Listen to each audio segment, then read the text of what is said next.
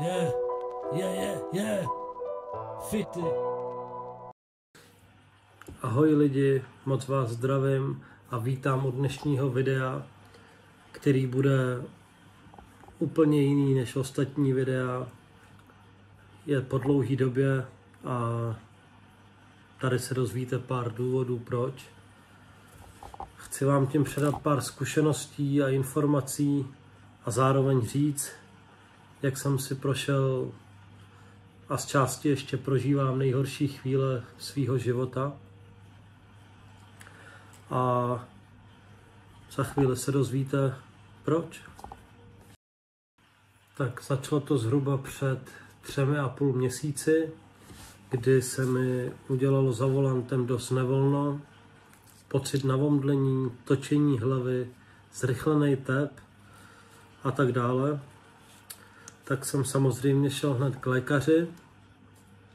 Tam mi paní doktorka udělala EKG vyšetření, změřila tlak a tak dále, což bylo samozřejmě v pořádku. Tam mě poslala na neurologické vyšetření do České Lípy, kde mě paní doktorka nejmenovaná vystrašila hrozným způsobem, že mi řekla, že můžu mít v hlavě časovanou bombu, která může kdykoliv vybuchnout, a ať se objednám na CT vyšetření, ale že mě vemou až za 3 měsíce. Takhle to tady když tak funguje. Jo. Tak jsme jeli se strýcem Davidem, kterýho mám strašně moc rád a moc si ho vážím a zároveň ho zdravím. Tak jsme jeli do toho Liberce, kde mi to udělali na počkání, výsledky byly na počkání, to bylo naštěstí všechno v pořádku.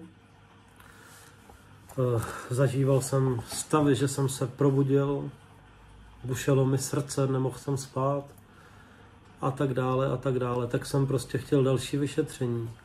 Tak jsem prostě docházel za paní doktorkou a hnal jsem ji k tomu. Tam mi udělala jaterní testy, štítnou žlázu, znova EKG, testy na cukrovku, na cholesterol, rentgen plic, rentgen páteře a všechno je v pohodě, díky bohu teda. Tak uběhly skoro 3,5 měsíce,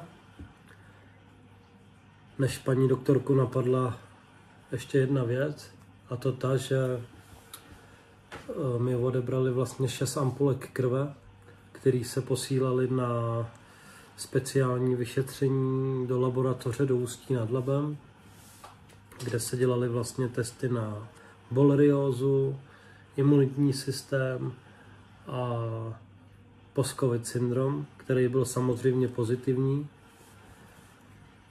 Takže jsme vlastně rozklíčovali skoro po 4 měsících, že to způsobuje post-covid syndrom, který vám naruší vlastně přerušovaný spánek, rozháže vám nervový systém, jste oslabený, jako kdybyste lámali celou noc skály, necítíte se dobře a cítíte se prostě hrozně. Jo. Jenomže já celý ty 3,5 měsíce byl v nejistotě, co to je, tak jsem se hnal za těma vyšetřeníma, jak jsem říkal vlastně. Každopádně jsem na to dostal léky, které jsou na půl roku. Jinak to zotavení vlastně té imunity, toho nervového systému a toho přerušovaného spánku se dává dohromady vlastně 6 až 12 měsíců, což je hrozný. Ale ten začátek byl prostě opravdu kritický a hrozný a nepřál bych to vážně nikomu. Doufám, že už to bude jen lepší a lepší. A ten, kdo to nezažil, tak ať to radši ani nezažije. Je to prostě peklo a omezí vás to ve všem prostě. Jo, já nebyl schopen ujet 10 kilometrů 2 měsíce třeba. Jo. Dodnes se cítím úplně slabý, prostě ramena mi, jako kdyby mi je někdo tlačil dolů. Bolesti spánku, hlavy a tak dále a tak dále. Každý má jiný příznaky, někomu to zasáhne plíce, někdo se prostě zadechává, i když má prostě plíce v pohodě. Jo, někdo má chronický kašel a tak dále. Dodržujte hygienický prostě pravidla, myjte si ruce. Jo, směju se tomu, protože jak jsem říkal, covidu jsem vůbec, ale vůbec nevěřil. Postihlo mě to tak, že jsem ani nevěděl, že jsem ho vlastně měl. A pak vlastně mám ještě něco horšího než covid, nebo jsem měl teda, a léčím to jakoby, no. Tak se mějte krásně, doufám, že jsem se vyjádřil dostatečně. A buďte zdraví a šťastní a brzo čekejte nový track s mým kolegou Krekem.